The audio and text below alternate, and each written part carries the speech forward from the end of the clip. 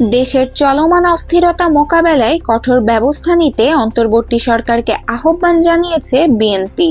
দলটির মতে আইন শৃঙ্খলা পরিস্থিতির অবনতি হলে দেশে নৈরাজ্য বাড়বে, যা সরকারের স্থিতিশীলতার জন্য হুমকি স্বরূপ। গত বৃহস্পতিবার রাতে বিএনপির জ্যেষ্ঠ যুগ্ম মহাসচিব রুহুল কবির রিজভী এক বিবৃতিতে বলেন, সরকার পরিস্থিতি নিয়ন্ত্রণে কার্যকর পদক্ষেপ নিতে ব্যর্থ হলে উগ্রবাদী ও গণতন্ত্র বিরোধী শক্তির উত্থানের সম্ভাবনা দেখা দিতে পারে। সম্প্রতি আওয়ামী লীগের বেশ কয়েকজন শীর্ষ নেতার বাসভবন, ব্যবসা প্রতিষ্ঠান এবং দলীয় কার্যালয়ে হামলা, অগ্নিসংযোগ ও ভাঙচুরের ঘটনা ঘটেছে। ধানমন্ডি ৩২ নম্বরে শেখ মুজিবুর রহমানের বাড়ি, খুলনার শেখ বাড়ি ও কুষ্টিয়ায় মাহবুবুল আলম হানিফের বাড়ির ওপর হামলা হয়েছে। এছাড়া বিভিন্ন স্থানে শেখ মুজিব ও শেখ পরিবারের সদস্যদের মুরাল ভাঙার খবরও এসেছে।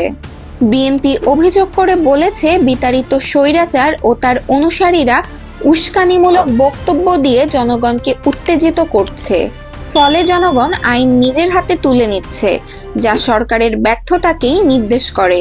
দলটি আরও দাবি করেছে, সরকার পলাতক স্বৈরাচার ও তার সহযোগীদের বিচার আওতায় আনতে কার্যকর পদক্ষেপ দেখাতে ব্যর্থ হয়েছে। বিচার বিভাগ, প্রশাসন ও আইন শৃঙ্খলা বাহিনী থেকে এখনও স্বৈরাচার সমর্থকদের সরানো হয়নি, যা সরকারের প্রতি জনগণের আস্থাকে দুর্বল করছে।